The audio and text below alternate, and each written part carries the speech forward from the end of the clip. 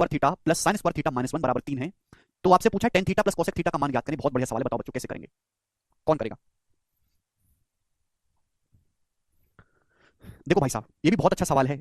एक तो तरीका है कि कैची गुणा करो, लेकिन ये बात आप जानते हो साइन स्क्वायर थीटा माइनस 1, ये बात आप जानते हो भाई। मैंने आपको ये पढ़ा है कि 1 minus sine square theta, 1 minus sine square theta cos square theta होता है।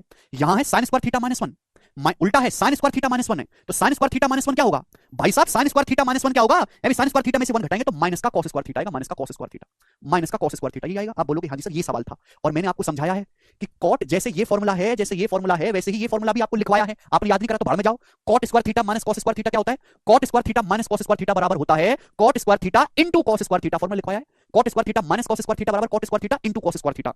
इन फॉर्मूले के बिना भी ये सवाल सॉल्व किया जा सकता है, लेकिन 20 सेकंड ज्यादा लगाने पड़ेंगे। और 20-20 सेकंड अगर आप हर सवाल में बचाओगे तो बताओ कितना टाइम आपने बचा लिया। तो पेपर में जो मुश्किल सवाल आते हैं उनमें इन्वेस्ट कर पाओगे। समझ में आया? कुछ सॉल्व तो बिना ये जाने भी किया जा सकता है, बेसिक से कैंची की गुणा करके, लेकिन उसमें टाइम लग जाएगा, और टाइम की बचत ही असली बचत है। देखो कट गया कॉस स्क्वायर थीटा से कॉस स्क्वायर थीटा, 1/cot क्या हो गया 10, तो 10 स्क्वायर थीटा 3 आ गया। तो बच्चों 10 स्क्वायर थीटा 3 आ गया तो 10 थीटा की वैल्यू आ गई √3, अंडर रूट लेंगे ना।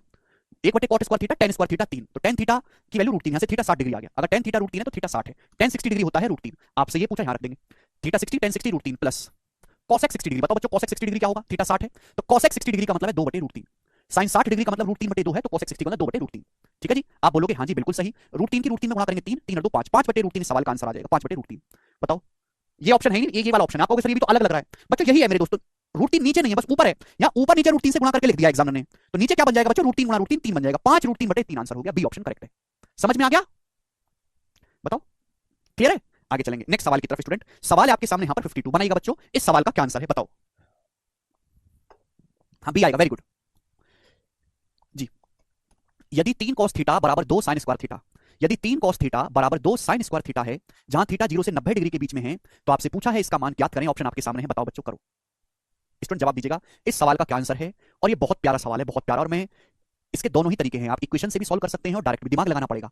दिमाग की कीमत है भाई साहब, सवाल सॉल्व तो दुनिया कर लेती है। इस सवाल को 9वीं क्लास के बच्चे भी सॉल्व कर सकते हैं अगर आप उनको जाके दोगे, लेकिन वो सॉल्यूशन करेंगे यहां से लेके यहां तक, और उनमें और आप में ये फर्क है कि आपका सॉल्यूशन होना चाहिए यहां से लेके केवल यहां तक, इतनी सी जगह में। यही तो फर्क है भैया 9वीं क्लास के बच्चों में और आप में। अब जैसे ही सवाल आया 3 cos थीटा बराबर 2 sin स्क्वायर थीटा है, थीटा 0 से 90 के बीच में, ये पूछा है। ये सवाल तभी सॉल्व होगा जब थीटा का मान पता चलेगा। आप बोलोगे हाँ जी सर। अब इस इक्वेशन को ध्यान से देखो, सवाल में इक्वेशन ये रखिए 3 cos थीटा बराबर 2 sin square theta, 3 cos theta बराबर 2 sin स्क्वायर थीटा। अगर मेरे प्यारे में राइट साइड को गौर से देखूं, राइट साइड जो एक रैशनल वैल्यू है, रैशनल राइट साइड जो है मेरे दोस्त एक रैशनल वैल्यू है, परिमेय संख्या है। अब ये रैशनल क्या होता है? रैशनल का मतलब बिना अंडर रूट वाली, रैशनल का मतलब इसमें कोई अंडर रूट वगैरह नहीं आएगा। साइन थीटा का मान चाहे कुछ भी हो, चाहे रूट में हो, चाहे दशमलव में हो, चाहे फ्रैक्शन में हो, वर्ग करने पर अंडर रूट हट जाएगा। भाई आप जैसे √5 है, √5 का स्क्वायर करो 5 ही तो आएगा, रूट हट जाता है ना। अभी बात समझ में आई? क्लियर है? रैशनल नंबर का मतलब वो संख्या है जिनको a/b फॉर्म में लिखा जा सके, जिनको अंश बटे हर में लिखा जा सके, जिनमें रूट वगैरह ना हो। समझ में आया? तो भैया साइन का जब आप स्क्वायर करेंगे, साइन का मान चाहे कुछ भी हो, स्क्वायर करने पर तो रूट हट जाएगा ना, यानी कि ये चीज बिना अंडर रूट वाली परिमेय संख्या है। अगर राइट साइड में रैशनल नंबर है तो ये भी रैशनल नंबर होना चाहिए। अब थीटा 0 से 90 के बीच में है। अब cos थीटा की ऐसी कौन सी वैल्यू है बच्चों जो रैशनल होती है? 0 तो ले नहीं सकते ना, 90 ले सकते, 30। अगर मैं थीटा को 30 डिग्री रखूंगा तो cos 30 डिग्री का मान होता है √3/2, इसमें रूट आता है ना। cos 45 डिग्री का मान 1/√2, उसमें भी रूट आता है 60 डिग्री। बिना अंडर रूट वाला cos का कौन सा मान है? 60 डिग्री। 60 डिग्री मेरे दोस्तों, क्योंकि थीटा बराबर 60 में अंडर रूट नहीं आएगा। कहीं ऐसा तो नहीं कि थीटा का मान 60 डिग्री हो, कहीं ऐसा तो नहीं मेरे प्यारे भाई कि थीटा का मान 60 हो। सोचो अगर मैं थीटा 60 रखता हूं तो cos 60 डिग्री का मान होता है 1/2, cos 60 डिग्री का मान 1/2 होता है राइट साइड में।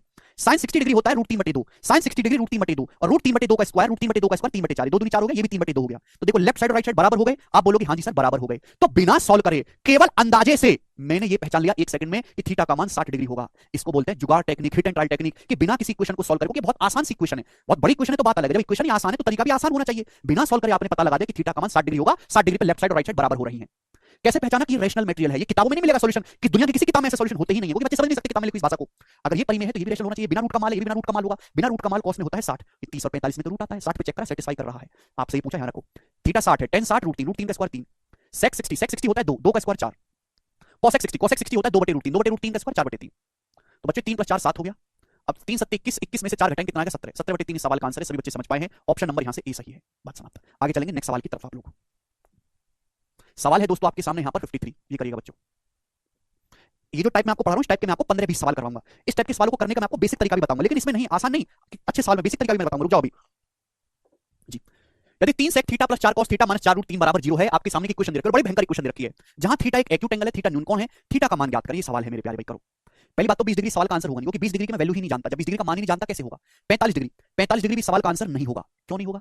बेटा 45 डिग्री में जो वैल्यू होती है टेबल याद करो वो रूट 2 में होती है। पहले तो ट्रिग्नोमेट्री की टेबल याद होनी चाहिए मजबूती से, हैं? एक तो तुम लोग ऐसे बर्बाद रहोगे कि तुमको टेबल याद नहीं है ट्रिग्नोमेट्री की। भाई साहब ट्रिग्नोमेट्री की टेबल क्यों नहीं याद करी तुमने अभी तक?